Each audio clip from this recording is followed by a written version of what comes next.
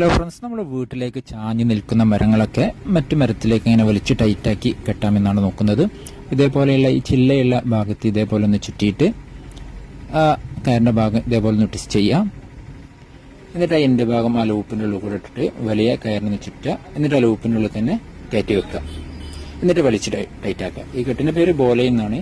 കെട്ടിനി എങ്ങനെ വലിച്ചാലും കെട്ടഴിയില്ല, അത് മരത്തോടെ ടൈറ്റ് ആവില്ല. നമുക്ക് സപ്പോർട്ടിന് വേണ്ടിയിട്ട് മറ്റേ ഭാഗത്തൊരു റബ്ബറിൻ്റെ ഷീറ്റൊക്കെ വെച്ചാൽ മരത്തോട് ടൈറ്റ് ആവില്ല. ഇനി നമുക്ക് മറ്റൊരു മരത്തിലേക്ക് വലിച്ചു കെട്ടണം. അപ്പോൾ ഈ മരത്തിലേക്കാണ് വലിച്ചു കെട്ടുന്നത്. അപ്പോൾ അതിൻ്റെ അടുത്തായിട്ട് നമുക്കൊരു കെട്ടിടണം. ഇതേപോലെ നമ്മൾ കയ്യിലിങ്ങനെ 3 ചുറ്റിയിട്ട് ലാസ്റ്റ് ചുറ്റിയ ഭാഗം ഇങ്ങനെ സെൻറ്ററൊക്കെ ആക്കുക. എന്നിട്ട് ഈ ഭാഗം മറ്റേതിൻ്റെ ഉള്ളിൽ കൂടെ പുറത്തേക്ക് വലിക്കുക.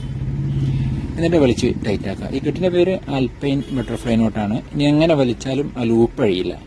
ഇതിൻ്റെ ഉള്ളിൽ കൂടെ, ഈ ലൂപ്പിൻ്റെ ഉള്ളിൽ കൂടെ കയറിയിട്ടാണ് നമ്മൾ വലിക്കുന്നത്.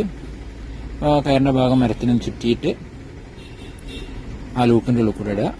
എന്നിട്ട് വലിച്ച് ടൈറ്റാക്കുക.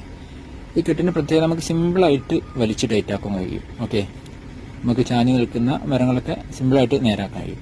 ഇങ്ങനെ വലിച്ച് ടൈറ്റാക്കിയിട്ട് ഇതേപോലെ ചുറ്റുക. നല്ല ടൈറ്റാക്കി ചുറ്റിയിട്ട് ഒരു ലോക്കിട്ട് വെച്ചാൽ മതി. ഈ കെട്ട് നമുക്ക് വേറെ രീതിയിലും കെട്ടാം.